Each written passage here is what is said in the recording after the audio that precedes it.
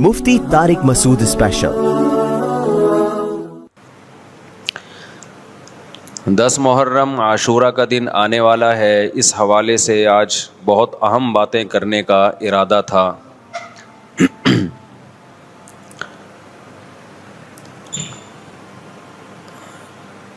محرم میں کیا کرنا چاہیے، کربلا کا واقعہ اصل ہے کیا؟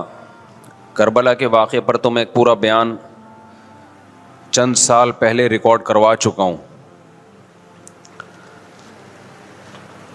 لیکن اس واقعے سے اہم سبق کیا ملتے ہیں؟ محرم میں ہم کون سے ایسے کام کر رہے ہیں جس سے ہم اللہ کے غضب کے مستحق ٹھہر رہے ہیں؟ محرم میں کیا کیا ہو رہا ہے میں آپ کو بتاتا ہوں۔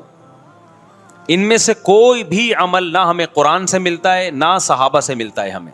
سیدنا حسین ابن علی رضی اللہ تعالی عنہ جو جنت کے جوانوں کے سردار ہیں، آپ سے محبت کا دعویٰ اس وقت مقبول ہوگا جب آپ سیدنا حسین کی سیرت کو فالو کریں گے۔ رونا پیٹنا ماتم کرنا یہ سیدنا حسین اور اہل بیت کی سیرت نہیں ہے۔ اس بات میں دو رائے نہیں ہو سکتی کہ سیدنا حسین رضی اللہ تعالی عنہ کو جو کربلا میں شہید کیا گیا، یہ کائنات کا بدترین ظلم تھا۔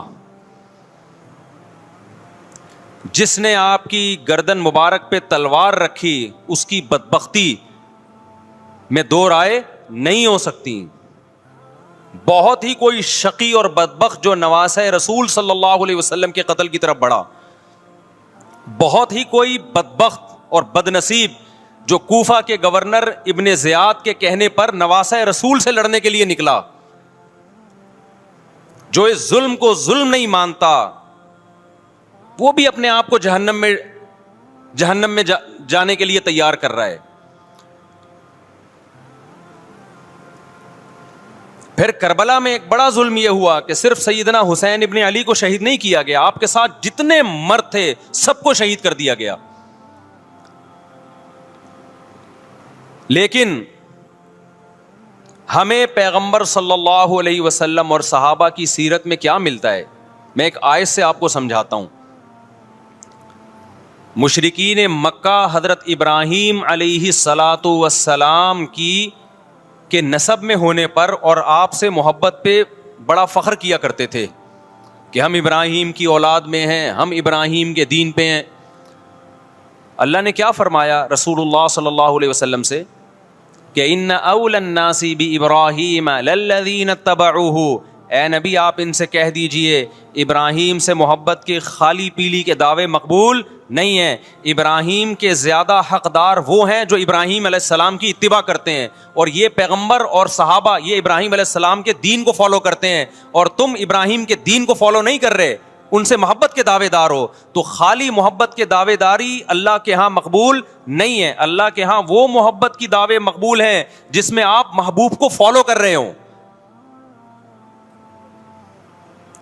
سیدنا حسین ابن علی رضی اللہ تعالی عنہ جو جنت کے جوانوں کے سردار ہیں، آپ سے محبت کا دعویٰ اس وقت مقبول ہوگا جب آپ سیدنا حسین کی سیرت کو فالو کریں گے۔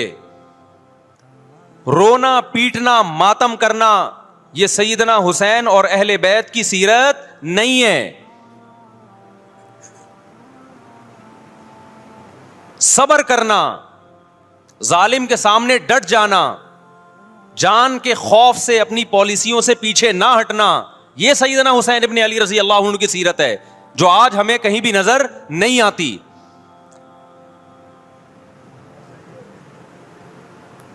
تو ہم نے بھائی دیکھنا ہے صحابہ کا طرز عمل کیا تھا۔ آپ بتاؤ صحابہ کو سیدنا حسین سے محبت تھی یا نہیں تھی؟ کیا غم کا پہاڑ ٹوٹا ہوگا جب اطلاع ملی ہوگی کہ سیدنا حسین ابن علی اور آپ کے اصحاب اور اہل بیت کو سب کو کربلا میں شہید کر دیا گیا ہے۔ کیا قیامت گزری ہوگی۔ کوفہ سے ایک شخص آیا نا، عبداللہ بن عمر سے پوچھنے لگا جو مارنے پر دم کا مسئلہ، انہوں نے فرمایا تم نے پیغمبر کے نواسے کو قتل کر دیا اور مسئلہ یہ پوچھ رہے ہو کہ جو مارنے پر دم آئے گا کہ نہیں آئے گا۔ ایک طرف تم نے پیغمبر کے نواسے کو قتل کر دیا کربلا میں، اور اب ہم سے آ کے مسئلہ پوچھتے ہو جو مارنا جائز ہے یا نہیں ہے۔ صحابہ کے ہاں یہ غم کم غم نہیں تھا.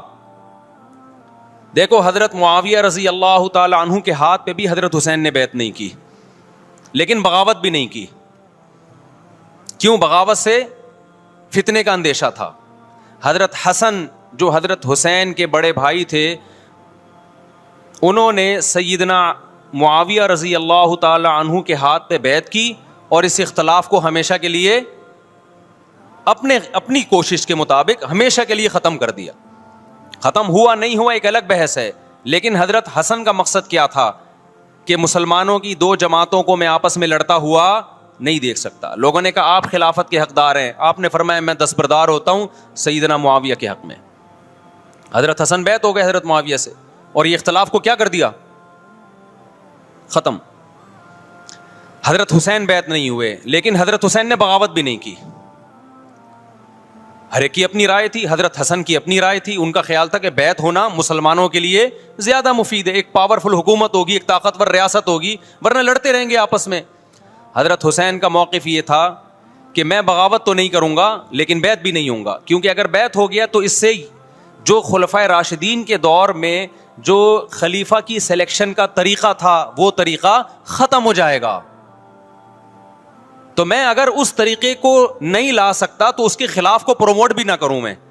یہ بھی ایک رائے تھی. میں سمجھا پا رہا ہوں اپنی بات؟ بھائی رائے کا اختلاف ہوتا ہے نا.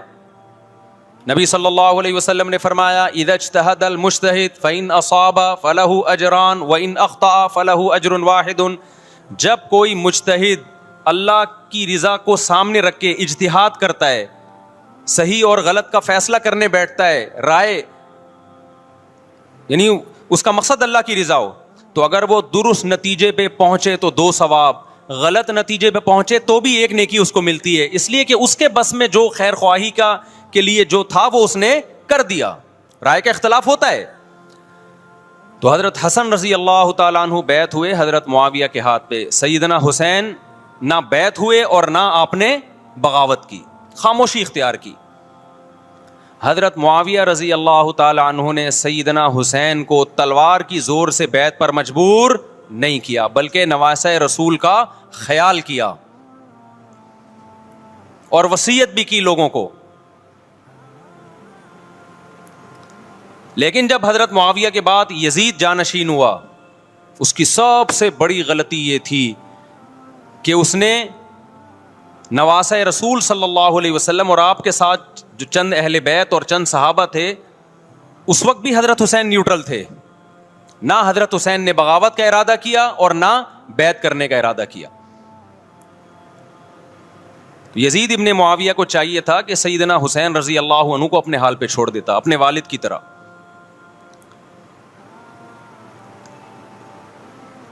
حضرت حسین رضی اللہ تعالیٰ عنہ کو جب کوفہ سے خطوط آئے, یہ میں وضاحت اس لیے کر رہا ہوں کہ حضرت حسین بغاوت کے لیے نہیں نکلے تھے, اس مسلمان حاکم کے خلاف بغاوت کے لیے نہیں نکلے تھے, کیونکہ رسول اللہ صلی اللہ علیہ وسلم کی بہت ساری صحیح حدیث ہے اس بارے میں کہ جو باغی ہے, جو ریاست کے خلاف بغاوت کرتا ہے, اس کو نبی صلی اللہ علیہ وسلم نے اس عمل کو پسند نہیں کیا. تو حضرت حسین رضی اللہ تعالیٰ عنہ کو کوفہ سے خطوط آئے کہ یہاں سارے کے سارے لوگ آپ کے ہاتھ پہ بیعت کرنے کے لیے تیار ہیں. ظاہر ہے جب کسی علاقے کے لوگ دارالخلافہ ہو اور سب بیعت ہونے کے لیے تیار ہوں تو پھر آپ کا جانا یہ بغاوت کا عمل نہیں کہلاتا. حضرت حسین رضی اللہ تعالیٰ عنہ اہل بیت کے ساتھ نکلے. کربلا میں جب پہنچے, مشہور واقعہ آپ 20 دفعہ سن چکے ہیں, وہاں جا کے آپ کو اطلاع ہوئی کہ وہ خبر غلط تھی اور عبید اللہ بن زیاد نے ایک پورا لشکر بھیجا سیدنا حسین رضی اللہ تعالیٰ عنہ کو مجبور کرنے کے لیے کہ میرے ہاتھ پہ آپ زبردستی بیعت ہو جائیں. حضرت حسین رضی اللہ تعالیٰ عنہ نے مطالبے رکھے کہ یا تو مجھے واپس جانے دیا جائے, اور اگر بیعت کرنا ہی ہے تو میں دمشق میں امیر کے ہاتھ پہ جا کے بیعت کروں گا. بہت معقول مطالبے تھے یہ. میرا مقصد ابھی کربلا کا واقعہ بیان کرنا نہیں ہے, اس پہ بہت کچھ کہا جا چکا ہے, خود میرا بھی بیان اس پہ تفصیل سے ہو چکا ہے. اس کے بعد بھی سیدنا حسین رضی اللہ تعالیٰ عنہ کو مجبور کرنا کہ عبید اللہ بن زیاد جو بدبخت انسان جو قاتل تھا اہل بیت کا, اسی کے ہاتھ پہ لازمی بیعت ہوں, جبکہ وہ امیر بھی نہیں ہے, وہ گورنر ہے ایک علاقے کا. تو نواسہ رسول کا خیال نہ کرنا یہ بدترین ظلم تھا جو اس وقت حکومت سے ہوا ہے. حضرت حسین رضی اللہ تعالیٰ عنہ, دیکھو نبی صلی اللہ, آج ہم دیکھتے ہیں کہ جو بڑا آدمی ہوتا ہے نا اس کی قربانیاں ہوتی ہیں, اس کی بڑی بڑی قربانیاں ہوتی ہیں. چھوٹے اپنے بڑوں کی قربانیوں کو کیش کراتے ہیں. آپ نے دیکھا ہوگا فلاں نے بڑی قربانیاں دیں اور بچے موج کر رہے ہیں, دیکھا نا آپ نے. لیکن اللہ تعالیٰ نے رسول اللہ صلی اللہ علیہ وسلم کے نسب کو اس سے محفوظ کیا. ہمارے نبی کے 2 بیٹے حسن حسین, آپ کی نسل حضرت فاطمہ سے چلی ہے, دونوں شہید ہوئے ہیں. اس میں بہت بڑی حکمت تھی کہ پیغمبر صلی اللہ علیہ وسلم نے سب سے پہلے تربیت اپنے گھر والوں کی ہے. آج لوگ باہر فنٹر بنے ہوئے ہوتے ہیں, تبلیغیں کر رہے ہوتے ہیں, اپنے گھر کی ان کو پرواہ نہیں ہوتی. نبی صلی اللہ علیہ وسلم نے سب سے پہلے جو تربیت کی ہے کس کی ہے؟ حضرت حسن اور حسین کی ہے. تو جب کربلا میں آپ کو چاروں طرف سے گھیر لیا گیا اور آپ کو مجبور کیا گیا کہ آپ نے ابن زیاد کے ہاتھ پہ بیعت کرنا ہے, تو آپ نے اس ذلت کو گلے لگانے سے انکار کر دیا. آپ کو 100% یقین تھا کہ اتنے بڑے لشکر کے سامنے میں ٹھہر نہیں سکتا, اسباب کی دنیا میں فتح کی امید نہیں ہے. لیکن حضرت حسین رضی اللہ تعالی عنہ نے لڑنے کا فیصلہ کر کے اور شہادت کو قبول کرنے کا فیصلہ کر کے ابن زیاد اور اس زمانے کے حکمران جو اس قتل پہ راضی تھے, قیامت تک کے لیے ان پہ لعنت کے سلسلے کا دروازہ کھول دیا. بعض دفعہ اللہ بھی یہ چاہتے ہیں کہ بدبختوں کو ڈھیل ملے تاکہ ان کا جرم سنستدرجہم من حیث لا یعلمون. قرآن کہتے ہیں نا ہم ان کو ڈھیل دیں گے, ان کو برائی میں ہم آگے بڑھنے دیں گے, ایسے بڑھنے دیں گے کہ ان کو خود بھی پتہ نہیں چلے گا, تاکہ قیامت کے دن ان کا عذاب ان کو کئی گنا بڑھا کر دیا جائے. اب میرے بھائی ہمارے لیے کیا سبق ملتا ہے؟ جب یہ واقعہ ہوا عالم اسلام میں کوہرام مچ گیا, لیکن کیا اس واقعے کے بعد اہل بیت کی جو مقدس اور پاکیزہ عورتیں تھیں, کیا انہوں نے نوحہ کیا یا صبر کیا؟ آپ کا ضمیر کیا کہتا ہے, انہوں نے نوحے پڑے ہوں گے یا صبر کیا ہوگا؟ بولو بھائی, صبر کیا. عبداللہ بن عمر رضی اللہ تعالیٰ عنہ جو کوفہ والوں کو ملامت کیا کرتے تھے کہ تم جو مارنے کے مسئلے ہم سے پوچھتے ہو, تم نے حسین کا قتل کر دیا, تو یہ حضرت ابن عمر نے اسی لیے کہا نا کہ آپ کو اس کا غم ہوا تھا. تو ابن عمر کا عمل کیا تھا؟ کیا انہوں نے ماتم کیا؟ کیا انہوں نے چھروں سے اپنے آپ کو مارا؟ حضرت حسین کا قتل بھی ظالمانہ, اور اس سے پہلے سیدنا عثمان کا قتل بھی ظالمانہ. اگر نوحہ یا ماتم جائز ہے تو حضرت عثمان کی شہادت کے دن بھی جائز ہے, حضرت حسین کی شہادت کے دن بھی جائز ہے. اور اگر ناجائز ہے تو جیسے عثمان کی شہادت کے دن ناجائز, حسین کی شہادت کے دن بھی ناجائز ہے. سمجھ میں آ رہی ہے بات کہ نہیں آ رہی ہے؟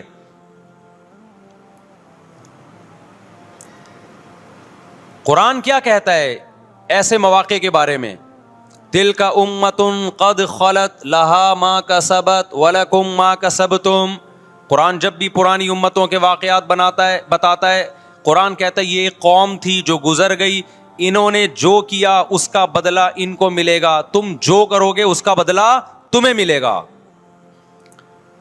تو ہمیں اللہ نے اس واقعے میں بھی بتا دیا کہ سیدنا حسین کا واقعہ, کربلا کا واقعہ جب سنا کرو تو یہ سوچا کرو یہ قوم تھی جو گزر گئی, جس نے اچھا کیا, حسین ابن علی نے اچھا کیا, ان کو اس اچھائی کا بدلہ ملے گا. اور جو حضرت حسین کے قتل کے حضرت سیدنا حسین کے مبارک خون سے جن کے ہاتھ آلودہ ہوئے, کیونکہ قتل کیا نا انہوں نے, تو لہا ما کسبت, ان کو اس ظلم کا بدلہ بھی ملے گا.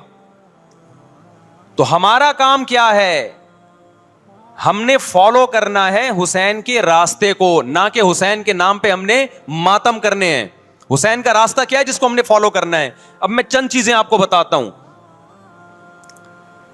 سب سے پہلا سبق جو ہمیں کربلا میں ملتا ہے کہ عزت اور دین, ایک طرف دنیا ہے. دیکھو اگر حضرت حسین رضی اللہ تعالیٰ عنہ ابن زیاد کے ہاتھ پہ جا کے بیعت ہو جاتے, آپ کیا سمجھتے ہو بے تحاشا مال و دولت حضرت حسین پہ خرچ نہیں کرتا کیا وہ؟ جب ایک بڑا آدمی کسی کے ہاتھ پہ بیعت ہوتا ہے تو اس کو بھی تو فائدہ ہوتا ہے نا اس سے. اور کیا حضرت حسین کو یقین نہیں تھا کہ کربلا میں شہید ہو جاؤں گا؟ فتح اور نصرت کی اسباب کی دنیا میں کوئی امید نہیں تھی, مگر آپ نے اہل بیت کو کربلا میں رسوا کرنے پر عزت کی موت کو ترجیح دی ہے. آج اگر آپ میں یہ ظرف ہے کہ آپ عزت کی موت کو ذلت کی زندگی پر ترجیح دیتے ہو تو پھر آپ حسینی ہو. نہیں یہی بات میرا خیال ہے سمجھ. سیدنا حسین کی سخاوت کے واقعات ہیں. سیدنا حسین باغی نہیں تھے رضی اللہ عنہ. پھر جو اہل بیت کا طرز عمل کیا تھا, محرم میں کیا کیا ہو رہا ہے میں آپ کو بتاتا ہوں. ان میں سے کوئی بھی عمل نہ ہمیں قرآن سے ملتا ہے نہ صحابہ سے ملتا ہے ہمیں. تو ما انا علیہ و اصحابی جو جنتی فرقہ ہوگا اس کی جو علامتیں ہیں, تو جب آپ ان علامتوں کے خلاف چلو گے, صحابہ اور تابعین کو فالو نہیں کرو گے, تو آپ پھر اپنے آپ کو سنی کہنا چھوڑ دو. آپ بتاؤ مجھے اسلام میں کوئی مہینہ منحوس ہے؟ بولو نا, کوئی مہینہ منحوس ہے؟ تو آپ محرم کو منحوس کیوں کہتے ہو؟ لوگ مجھے کہتے ہیں مفتی صاحب فرقہ واریت پھیلا رہے ہیں. دیکھو فرقہ واریت جب پھیلا رہا ہوں جب میں کسی فرقے کے خلاف آپ کو کر رہا ہوں. میرے بیان شیعہ لوگ بھی سنتے ہیں, ملتے بھی ہیں. بہت دفعہ ایئرپورٹ پہ ملاقات ہوئی, بڑی عزت سے ملے, میں شیعہ ہوں لیکن آپ سے محبت کرتا ہوں. یہاں مسجد میں بھی آتے ہیں, میں نے کبھی کسی پہ طنز نہیں کیا. اس لیے میں بار بار کہتا ہوں جو شیعہ کا مذہب ہے اس کو کرنے دو. وہ سبیلے لگاتے ہیں, آپ ان کو مت چھیڑو, جا کے تنگ نہ کرو ان کو. وہ ماتم کرتے ہیں, آپ ان کو مت چھیڑو. وہ نوحے کرتے ہیں, وہ نوحے پڑھتے ہیں, آپ ان کو مت چھیڑو. لیکن آپ اپنی پوزیشن واضح کرو کہ آپ شیعہ ہو یا آپ سنی ہو. آپ تو ایک طرف ہو جاؤ نا. محرم میں اگر آپ مرثیے لگا کے گھوم رہے ہو گاڑیوں میں, اٹ مینز آپ سنی نہیں ہو. آپ نبی صلی اللہ علیہ وسلم کی حدیث ہے ہمارے پاس, ہم اہل سنت والجماعت ہیں, ہم سنت کو فالو کرتے ہیں. تو سنت کیا کہتی ہے؟ میتوں پہ گریبان چاک کرنا, میتوں پہ چیخ و پکار کر کے رونا. آپ نے فرمایا لیس منا, وہ ہم میں سے نہیں ہے.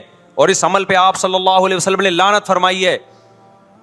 لوگ کہتے ہیں حسین کی یاد میں رونا نبی کی سنت ہے. نبی صلی اللہ علیہ وسلم کو جب جبریل نے بتایا کہ حسین شہید ہوں گے, آپ روئے, اس لیے کہ اس وقت آپ کو یہ خبر ملی تھی. لیکن کیا ہر محرم میں آپ نے رونے کا پروگرام کیا ہے یا صحابہ کو بیٹھ کے باقاعدہ رلایا ہے آپ نے؟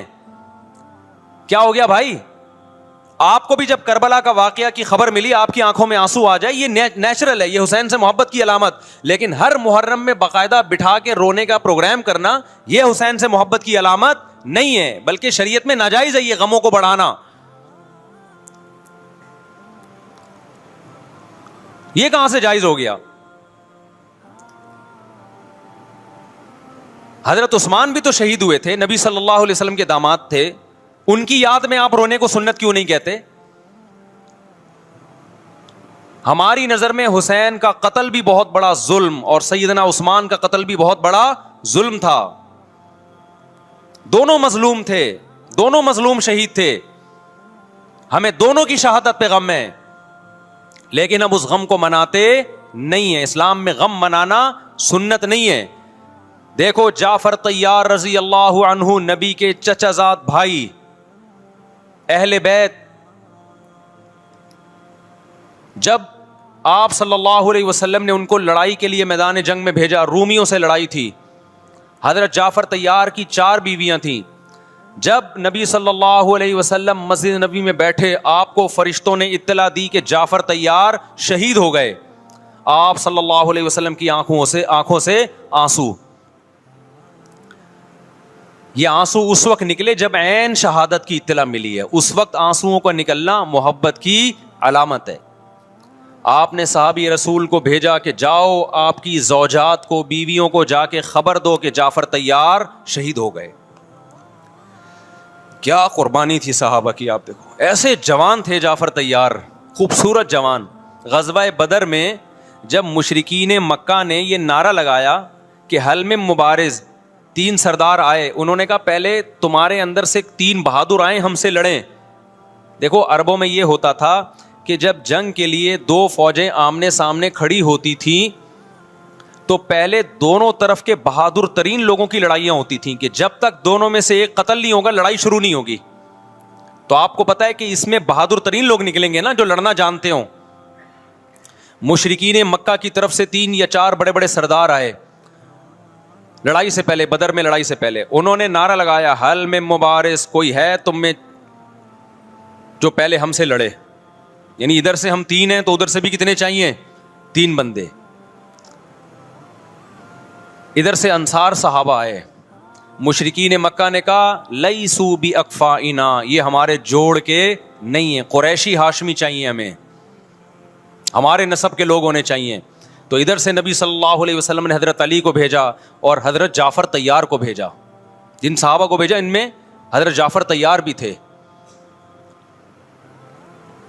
حضرت جعفر طیار رضی اللہ تعالی عنہ اور سیدنا علی مقابلے میں غالب آ گئے. خوبصورت صحابی. نجاشی کے سامنے آپ نے تقریر کی ہے, ہجرت کی ہے نا جب حبشہ کی طرف, تو نجاشی نے پوچھا جعفر طیار سے کہ تمہارے پیغمبر جو کلام لے کر آئے ہیں وہ سناؤ. حضرت جعفر طیار رضی اللہ تعالی عنہ نے سورہ مریم پڑھنا شروع کر دی. کاف ہا یا عین صاد, ذکر رحمت ربک عبدہ زکریا اذ نادى ربه نداء خفیا قال رب انی وهن العظم منی واشتعل الرأس شیبا ولم اکن بدعائک رب شقیا وانی خفت الموالی من ورائي وکانت امرأتی عاقرا فہب لی من لدنک ولیا. ایسی حضرت مریم اور عیسیٰ ابن مریم کی سیرت کو سورہ مریم میں بیان کیا حضرت جعفر طیار نے کہ نجاشی روتے روتے, اس کی داڑھی تر, اور جتنے پادری بیٹھے تھے سب کی داڑیاں تر ہو گئی روتے روتے. تو یہ تقریر جو نجاشی کے اسلام کا سبب بنے, بادشاہ کو مسلمان کرنے والے کون تھے, حضرت جعفر طیار. اور آپ کے چھوٹے چھوٹے بچے, 4 جوان بیویاں ہوں, چھوٹے چھوٹے بچے ہوں, اور ایسے میں میدان جنگ میں لڑتے ہوئے شہید ہو جائیں تو پیغمبر اور صحابہ پہ کیا قیامت ٹوٹی ہوگی. لیکن ہمارے نبی صلی اللہ علیہ وسلم کی آنکھوں میں سے کیا تھے, صرف آنسو موتی کی طرح ٹپک رہے تھے. اور آپ صحابہ کو اطلاع دے رہے تھے کہ جعفر طیار شہید ہو گئے اور جاؤ ان کے گھر والوں کو بتا کے آ جاؤ. کتنی بڑی قربانی ہے یا نہیں ہے. جب خبر دینے والا آپ کی ازواج کو بتا کے آیا کہ جعفر طیار شہید ہو گئے تو آپ کے گھروں سے خواتین کے رونے کی آوازیں آئیں. آپ صلی اللہ علیہ وسلم نے فرمایا ان سے بولو کہ اپنی آواز کو پست کرو. پھر چیخو پکار کی آواز آئی تو آپ نے فرمایا کہ اگر دوبارہ چیخو پکار کی آواز آئے تو ان کے منہ پہ خاک پھینک دو. وہ شہید کی بیوہ تھیں, اور شہید بھی کتنے مقدس, ان کو بھی نبی صلی اللہ علیہ وسلم نے نوحہ کرنے کی اجازت نہیں دی. اس دن جس دن غم پہنچا ہے اس دن بھی چیخو پکار کی اجازت نہیں دی ہے. تو آپ بتاؤ اگلے سال اس تاریخ کو چیخو پکار کی کیسے اجازت مل جاتی. نہیں آئی میرا خیال ہے بات سمجھ میں. جب غم پہنچا ہے اس وقت چیخنے چلانے کی اجازت نہیں ہے. چھوٹے چھوٹے یتیم بچے, حضرت جعفر طیار کے چھوٹے چھوٹے یتیم بچے, کتنا غم ہوتا ہے جب چھوٹے چھوٹے بچے, ان کا باپ دنیا سے چلا جائے, کتنا ترس آتا ہے ان کے اوپر. تو ہمارے نبی کو بھی ان یتیم بچوں پہ بھی ترس آیا, ان بیواؤں پہ بھی ترس آیا. لیکن نہ نبی صلی اللہ علیہ وسلم چیخو پکار کر کے خود روئے اور نہ آپ نے ان کی ازواج کو رونے کی اجازت دی ہے. سمجھ میں نہیں آ رہی میرا خیال ہے بات. میرا مقصد شیعوں پہ طنز کرنا نہیں ہے, ان کا جو مذہب ہے ان کو اس پہ چلنے دو. میرا مقصد ہے آپ اپنی پوزیشن واضح کرو کہ آپ ادھر ہو یا ادھر ہو. کسی کو تنگ مت کرو, نہ کسی پہ فتوے لگاؤ کفر اسلام کے, نہ کسی کو جہنمی قرار دو. اپنی پوزیشن آپ فیصلہ کرو کہ آپ اگر ادھر جانا ہے تو پورے ادھر چلے جاؤ. پھر یہ آدھا تیتر آدھا بٹیر والا معاملہ مت کرو. وہ ان کا مذہب ہے بھائی, ان کے علماء ان کو بتاتے ہیں کہ محرم میں کالے کپڑے پہننے ہیں, محرم میں ماتم کرنا ہے, محرم میں کو منحوس سمجھنا ہے, اس میں شادی بیانی کرنا. ان کے علماء ان کو بتاتے ہیں, ان کو چلنے دو اس پر. دنیا میں بہت سے فرقے ہیں, بہت سے مذہب ہیں, ہم کسی کو نہ ختم کر سکتے ہیں نہ کسی کے خلاف نفرت پیدا کر سکتے ہیں. اس سے کوئی چیز حاصل نہیں ہوگی. کسی سے نفرت کرنے کی ضرورت نہیں, کسی پہ فتوے لگانے کی ضرورت نہیں, لیکن آپ کو اپنی پوزیشن واضح کرنی پڑے گی کہ میں کہاں کھڑا ہوا ہوں. اگر آپ سنی ہو تو پھر اہل سنت والجماعت صحابہ تابعین کو فالو کرتے ہیں, حدیث کو فالو کرتے ہیں, اور حدیث میں ہمیں ماتم کرنا, نوحہ کرنا, گریبان چاک کرنا اس کی پرمیشن نہیں ہے, بلکہ اس سے روکا گیا ہے, اس عمل کو حرام اور ناجائز قرار دیا گیا ہے. بات آ رہی ہے سمجھ میں؟ باقی جو شیعہ حضرات کرتے ہیں, ہمارے دوست ہیں شیعہ, میں مذاق میں نہیں کہہ رہا, ملتے ہیں ہم سے, میں کبھی ان سے مذہب کے ٹاپک پہ بات نہیں کرتا, نہ ان کو کبھی چھیڑتا ہوں کہ آپ یہ کیوں کر رہے ہو, یہ کیوں نہیں کر رہے. بھائی اس کا مذہب ہے, وہ اس کا فرقہ ہے, جو کرنے دو اس کو, ہم نہیں کرتے, کیونکہ ہم اہل سنت والجماعت میں. سمجھ میں آ رہی ہے بات کہ نہیں آ رہی؟ پھر ربیع الاول کا مہینہ آئے گا, اس میں بھی آپ اپنی پوزیشن واضح کرو کہ آپ ادھر ہو یا ادھر ہو. دو فرقے ہیں, دیوبندی بریلوی. میں نہیں کہہ رہا کہ کون جنتی کون جہنمی, لیکن بر صغیر میں جن کو دیوبندی کہا جاتا ہے وہ نظر و نیاز تیجے 40 کے قائل بولو نہیں ہے. یہ ان کی کتابوں میں لکھا ہوا ہے, وہ اس کے قائل نہیں ہے. اگر کوئی بزرگ ان میں قائل گزرا بھی ہے تو وہ اس کا ذاتی تفرد ہے, اس کو علماء نے فالو نہیں کیا, اس کو ان کی اجتہادی غلطی قرار دیا ہے. ربیع الاول میں جلوس نکالنا یا مزار بنانا یا مزاروں پہ جانا اس نیت سے کہ وہاں جا کے ہم کوئی قوالی پڑھیں گے یا کچھ بھی, ہمارے ہاں قبرستان جانا صرف اس لیے ہے کہ آخرت کی یاد تازہ ہو, بس. اس کے علاوہ اور کوئی کانسیپٹ نہیں ہے. ہمارے ہاں قبر ایک بالش سے زیادہ اونچی بنانا جائز بولو نا نہیں ہے. قبر پکی کرنا جائز نہیں ہے. تیجے 40 میں کرنا جائز بولو نہیں. آج ایک صاحب آئے, کہنے لگے میری ساس کا 40واں ہے, فجر میں کہنے لگے مجھے, کہہ رہے میں نہیں گیا تو بڑا مسئلہ ہو جائے گا. میں نے کہا بھائی ایک فیصلہ کرو, گرین چینل یا وائٹ چینل, ایک طرف ہو جاؤ بھائی, کیونکہ وائٹ چینل میں یہ جائز نہیں ہے, نہ 40واں ہے نہ تیجا ہے. اب لوگ مذاق اڑاتے ہیں مر گیا مردود نہ فاتحہ نہ درود. بھائی کچھ بھی کہتے رہو, تو پھر پورے ادھر کو ہو جاؤ, یا تو پورے وائٹ ہو جاؤ یا پورے کیا ہو جاؤ, پورے گرین ہو جاؤ. پھر تیجا بھی کرو, 40واں بھی کرو, برسی بھی کرو, اور پھر اس کے بعد جھنڈے بھی لگاؤ ہرے رنگ کے. میں نہیں کہہ رہا دیوبندی صحیح ہے یا بریلوی صحیح ہے, دیکھو میں یہ بحث نہیں کر رہا, میری بات کو غلط نہ لے کے جانا. میں کہہ رہا ہوں آپ اپنی پوزیشن واضح کرو, صحیح غلط تو اگلا مرحلہ ہے. آپ کیا ہو, آپ کو تو یہی نہیں پتا چل رہا. آپ ربیع الاول میں ہرے جھنڈے لے کے گھوم رہے ہو, رمضان میں آپ وائٹ چینل بنے ہوئے ہو, محرم میں آپ بلیک چینل بنے ہوئے ہو, تو پتہ ہی نہیں چل رہا تو ہے کیا بھائی. جب 73 فرقوں میں ایک جنتی ہے تو ایک کو فالو کرو نا, جس کو جنتی سمجھتے ہو. اگر آپ سمجھتے ہو کہ بلیک چینل یا شیعہ فرقہ جنتی ہے تو پورے شیعہ ہو جاؤ بھائی. اگر آپ سمجھتے ہو بریلوی فرقہ جنتی ہے تو پورے بریلوی ہو جاؤ.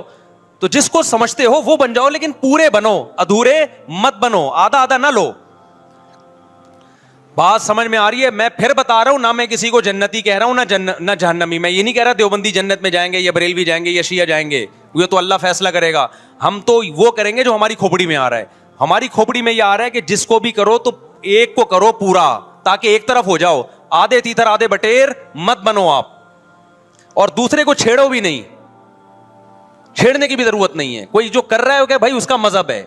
دیکھو ہندو مندر میں جاتا ہے نا, ہماری رائے کے مطابق صحیح کر رہا ہے غلط کر رہا ہے, غلط کر رہا ہے, لیکن ہم چھیڑتے ہیں کیا؟ اسلام نے اجازت دی اس کو چھیڑنے کی کہ ہندو جا رہا ہے اس کو پکڑ کے لا کیوں جا رہا ہے بھائی؟ اسلام بولا ہے بھائی لکم دینکم ولی دین, تمہارے لیے تمہارا دین, ہمارے لیے ہمارا دین. لا اکراہ فی الدین, دین میں زبردستی نہیں ہے, جو کر رہا ہے اس کو کرنے دو. تبھی اسلامی تاریخ میں کوئی ایک مندر بھی ہمارے علم میں نہیں ہے کہ اس میں ہندوؤں پہ پابندی لگی ہو کہ مندر نہیں جا سکتے. جب تک اسلامی حکومتیں رہی ہیں, ہندوستان میں 1000 سال مسلمانوں نے حکومت کی ہے. اگر ہندوؤں کو مندر جانے سے روک دیتے تو آج یہ مندر ختم ہوتے. اسلامی حکومت جب ختم ہوئی ہے تو بھی مندر لاکھوں کی تعداد میں مندر تھے. اسلام مسجد جانے کا حکم دیتا ہے یا چرچ جانے کا؟ بولو. مسجد. چرچ جانے کو غلط سمجھتا ہے کیونکہ وہاں غیر اللہ کی, عیسیٰ ابن مریم کی عبادت ہو رہی ہے. لیکن کیا اسلام آپ کو پرمیشن دیتا ہے کہ کوئی عیسائی چرچ جا رہا ہو تو آپ اس کو روکو کہ تو کیوں جا رہا ہے بے, مسجد میں آ؟ اجازت دیتا ہے؟ یا اسلام یہ کہتا ہے کہ اس سے بدتمیزی شروع کر دو. آپ بولو کیا ہو گیا, آپ کو سبق یاد کرا رہا ہوں میں, بدتمیزی شروع کر دو. یا اسلام یہ اجازت دیتا ہے کہ اس سے اچھا سلوک نہ کرو, قطعاً اجازت نہیں, بلکہ قرآن تو کہہ رہے ہیں ان اللہ یحب المقسطین, جو غیر مسلم تم سے لڑ نہیں رہے میدان جنگ میں, ان سے تمہیں اچھا سلوک کرنا پڑے گا, کیونکہ اللہ اچھا سلوک کرنے والوں کو پسند کرتا ہے. صحابہ کرام غیر مسلموں کو بھی ہدیے دیا کرتے تھے, نبی صلی اللہ علیہ وسلم نے یہودیوں کو بھی ہدیے دیے. تو جو مذہب اسلام کی طرف منسوب نہیں ہے, جب ہمیں ان سے اچھے سلوک کا حکم ہے, تو جو مذہب اسلام کی طرف منسوب ہیں, قطع نظر اس سے کہ وہ اس دعوے میں سچے ہیں یا جھوٹے, یہ تو بحث ایک الگ ہے, لیکن نسبت کس کی طرف کر رہے ہیں؟ اسلام کی طرف. تو ہمیں ان سے بدتمیزی بدسلوکی کی کہاں سے اجازت ہوگی؟ تو میں نہیں کہہ رہا کہ آپ شیعہ بریلویوں سے دشمنی کرنا شروع کر دو, ان کی دعوتیں اٹینڈ نہ کرو, ان سے کاروبار چھوڑ دو, یا ان کو جا کے تنگ کرو, کیوں سبیل لگا کے بیٹھے ہو, کیوں ماتم کر رہے ہو, یہ کام مت کرو آپ. ہمارا ملک اس فرقہ واریت کا متحمل نہیں ہے, سے فساد پھیلتا ہے. لیکن اپنی پوزیشن آپ واضح کرو, ایک لکیر ہے آپ کھینچ دو. اگر کوئی شخص آپ کے سامنے صحابہ کو برا بلا کہتا ہے, آپ بولو بھائی یہ میری باؤنڈری کیا ہو رہی ہے, کراس. میرے سامنے آپ کو ان بزرگوں کے خلاف بولنے کی اجازت نہیں ہے جن سے مجھے عقیدت ہے. اگر یہ کام آپ نے کیا تو ہماری اور آپ کی راہیں الگ الگ. آپ کا جو مذہب ہے بھائی, آپ بند کمرے میں, آپ کے امام بارگاہ میں, آپ کے مسجدوں میں, یا جہاں بھی ہے وہ آپ کا نجی معاملہ ہے. ہمارے سامنے آپ نے کوئی ایسی بات نہیں کرنی جو ہمارے عقیدے کے خلاف ہو, تو آپس میں دوستی رہے گی. اب دیکھو عیسائی آپ سے ملتا ہے, آپ گپ شپ کرتے ہو, کھانا کھاتے ہو, لیکن عیسائی بار بار بولے میں آپ کے نبی کو نہیں مانتا, میں آپ کا نبی, آپ بولے گا بھائی تو نہیں مانتا تو ہم نے کب کہا کہ مان تو, لیکن میرے سامنے بار بار کیوں کہہ رہے کہ میں تیرے نبی کو نہیں مانتا؟ یہاں سے آپ کی اس کی دوستی کیا ہو جائے گی, پھر ختم. تو غیر مسلموں کو بھی دو قسمیں, کسی بھی مسلک کے لوگوں سے ملو, کسی بھی فرقے کے لوگوں سے ملو, کوئی جھگڑا نہیں, کوئی بحث نہیں, ایک دوسرے کو کھانا بھی ہے, ایک دوسرے کو کھلانا بھی ہے, ایک دوسرے سے کھانا بھی ہے, ایک دوسرے کی دعوتوں میں بھی شرکت کرنی ہے. جہاں مذہب کا معاملہ آئے تو پھر آپ کسی سے بحث نہ خود کرو نہ کسی کو کرنے کی اجازت دو. اگر کوئی کچھ سیکھنا چاہتا ہے تو آپ بولو بھائی علماء کے پاس آ جاؤ, آپ کو کوئی اشکال ہے تو ہم وہاں آپ کا اشکال حل کر دیں گے. اس سے آگے بڑھنے کی کوشش بولو مت کرو, اس سے ملک میں امن ہوگا. باقی فرقے ہمیشہ سے ہیں بھائی, آج کوئی نئے تھوڑی ہیں, اور یہ ہمارا کام تھوڑی ہے فرقے ختم کرنا. یہ تو عیسیٰ ابن مریم جب نازل ہوں گے, حضرت مہدی آئیں گے, وہ تلوار کی طاقت سے ختم کریں گے, ان کے پاس یہ اتھارٹی ہوگی کہ وہ فرقوں کو ختم کریں. آپ نے یہ کرنا ہے کہ دوسرے کے مسلک کو چھیڑنا نہیں ہے اور اپنا چھوڑنا نہیں ہے. مسئلہ آپ کے ساتھ یہ ہو رہا ہے کہ دوسرے کو چھیڑ بھی رہے ہو اور اپنا چھوڑ بھی رہے ہو, دونوں الٹے کام کر رہے ہو. ایک طرف بحث کر رہے ہوتے تم ایسے, اور دوسری طرف وہی بنے ہوئے ہوتے تھوڑے دنوں میں جا کے.